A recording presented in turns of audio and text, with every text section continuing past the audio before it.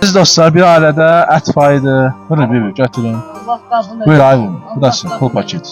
Allah köməyiniz Ben sizi yiyərəm. Bu neçə yaşı var? 2. 2 oldu. Maşallah yemesen yiyemez. Ayağım. Allah şirin olsun. Atası yoktu. Düz değil mi? Atası yoktu. Ata koyup çıxıb gedib. Koyup çıxıb gedib. Bir otaq. Əzizim bir araba göstər evi də. Böyle bir otaq evdir. Bir dənə otaq evdir. Axşam gəlir. Buyur danış bir. Bax bu da bizim ev, bir də otaqdır. Yaşayışımız ancaq qazımız yox, tok biçiylə. Bax belə bu gün də yaşayırıq. Yaxşı olar yaşayır. Yəni biz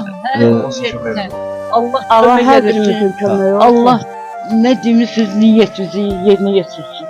Qurbanım, da nə deyim, nədən? Allah sizə olsun. Allah canınızı sağ eləsin. Kimlər bu ailəyə dəstək olmaq istəsə, Allah ömür versin.